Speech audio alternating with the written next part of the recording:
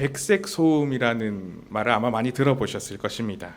이것은 모든 주파수에서 비슷한 강도를 가지는 소리로 특정 주파수의 소음이 부각되지 않아서 일반 사람들이 듣기에는 평온한 소리들을 이르는 말입니다.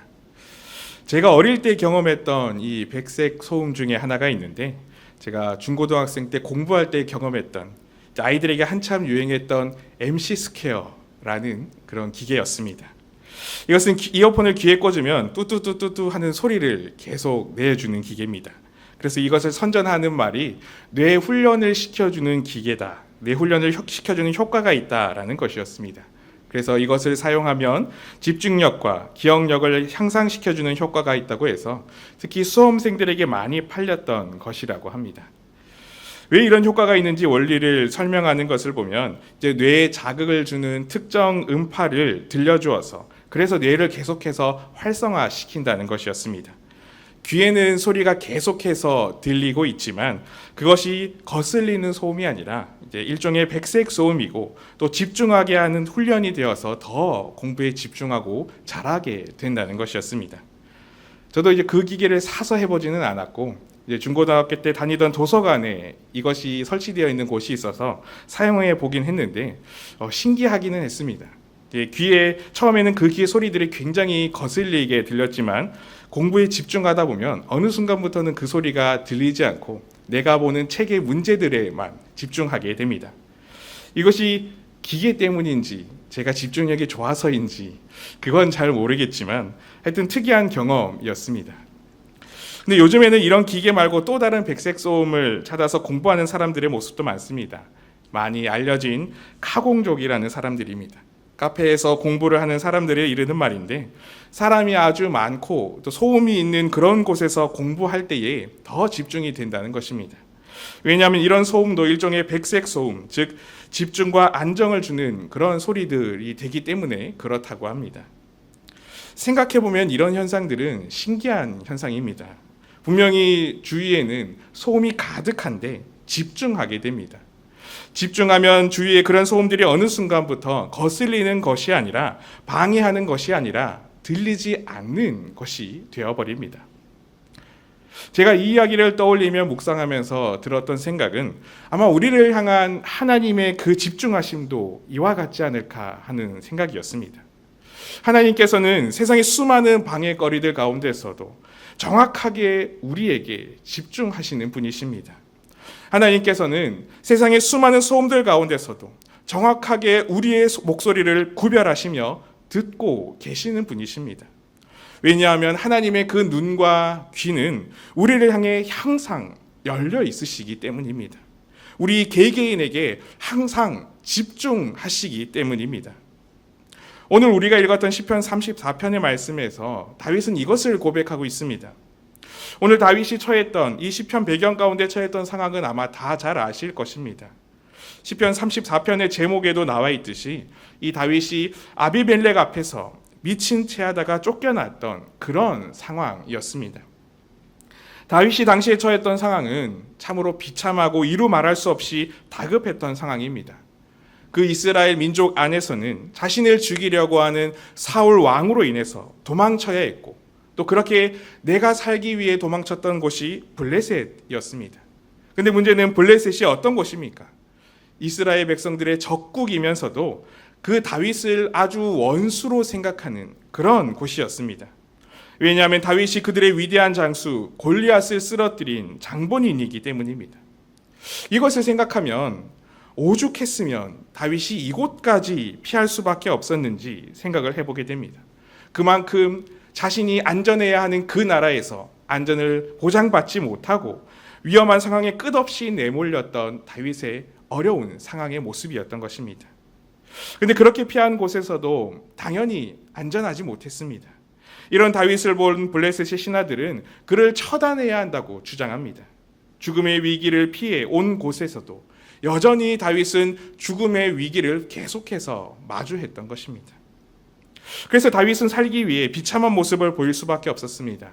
사무엘상 21장 13절의 말씀을 보면 그의 행동에 대해서 이렇게 말씀하고 있습니다. 그들 앞에서 그의 행동을 변하여 미친 채 하고 대문짝에 그적거리며 침을 수염에 흘리매. 골리앗을 죽임으로 이스라엘의 영웅이 되었던 다윗이 이제는 그 적국에서 미친 척하며 침을 흘리는 모습을 보이고 있었습니다. 이렇게 위기와 불안과 비참함이 가득한 그 순간을 다윗이 보내고 있었던 것입니다. 그런데 그렇게 비참한 상황을 보내고 그곳에서 간신히 목숨을 부지하며 쫓겨난 다윗이 찬양하는 그 노래가 바로 오늘 시편 34편입니다. 그런 다윗이 무엇이라고 하나님을 고백하고 있는지 아십니까? 시편 34편 1절에서 3절 말씀에 보면 이렇게 다윗이 노래하고 있습니다. 내가 여호와를 항상 송축하며 내 입술로 항상 주를 찬양하리이다. 내 영혼이 여호와를 자랑하리니 공고한 자들이 이를 듣고 기뻐하리로다.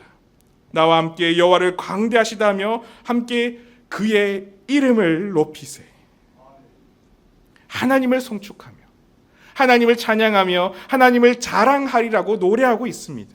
다윗은 도망치면서도 그 자존심을 버리며 미친 척하면서도 그리고 쫓겨다니면서도 그렇게 인생의 위기와 무너짐과 비참함을 겪으면서도 그 하나님을 송축하며 하나님을 찬양하며 그 이름을 높이자고 선포하고 있습니다. 어떻게 그가 그럴 수가 있었겠습니까? 왜 이렇게까지 다윗이 하나님을 고백할 수 있었겠습니까? 다윗은 자신의 상황이 어떻든지 그럼에도 불구하고 다윗을 사랑하시고 바라보시며 그 다윗 자신에게 집중하시는 하나님을 신뢰하였기 때문입니다. 그리고 또한 다윗 자신도 다른 그 어떤 상황 속에서도 하나님을 집중하는 그 믿음이 있었기 때문입니다. 오늘 본문에서 다윗은 이것을 분명히 고백합니다.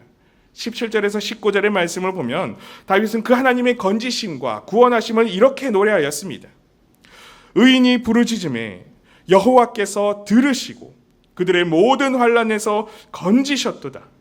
여호와는 마음이 상한 자를 가까이 하시고 중심으로 통회하는 자를 구원하시는도다. 의인은 고난이 많으나 여호와께서 그의 모든 고난에서 건지시는도다. 하나님께서는 들으시고 하나님께서는 건지시고 하나님께서는 구원하시는 분이시라는 것을 믿음으로 다윗은 고백하고 있습니다.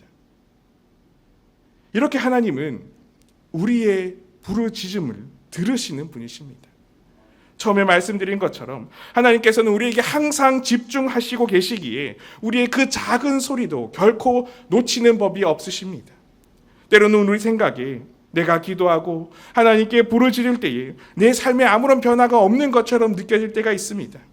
기도하면 놀라운 역사가 일어나고 문제가 사라지고 나를 괴롭히는 그 악한 것들이 다 무너지고 그래서 이제는 기쁜 일들만 가득해야 하는데 그렇지 못하여 상황은 여전히 막막하며 괴로워하는 그런 때가 있습니다.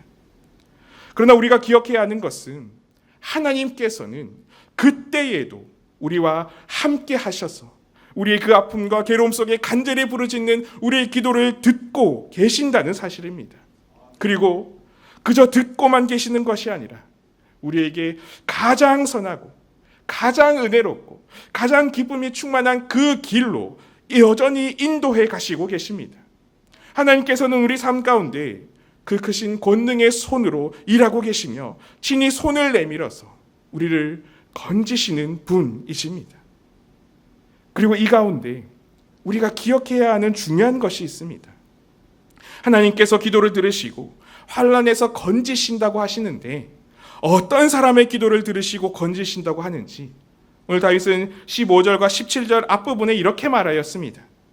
여호와의 눈은 의인을 향하시고 그의 귀는 그들의 부르짖음에 기울이시는도다. 의인이 부르짖음에 여호와께서 들으시고 그들의 모든 환난에서 건지셨도다.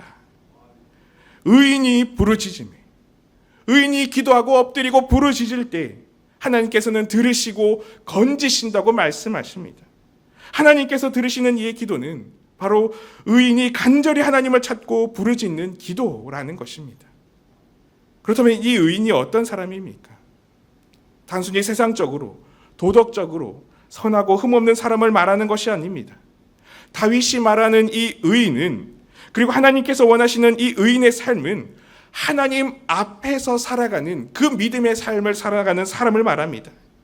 지난주 일에 목사님께서 말씀해 주셨던 것처럼 삶의 자리에서 나를 바라보시는 하나님을 의식하고 그 하나님을 찾고 내가 있는 곳을 거룩한 곳으로 만들어가는 그런 코람데오의 삶을 살아가는 그 사람이 바로 하나님 앞에서 의인의 삶을 살아가는 사람인 것입니다. 그래서 시편 34편 7절에서 10절 말씀에 다윗은 이렇게 이야기를 합니다. 너희 성도들아 여호와를 경외하라. 그를 경외하는 자에게는 부족함이 없도다.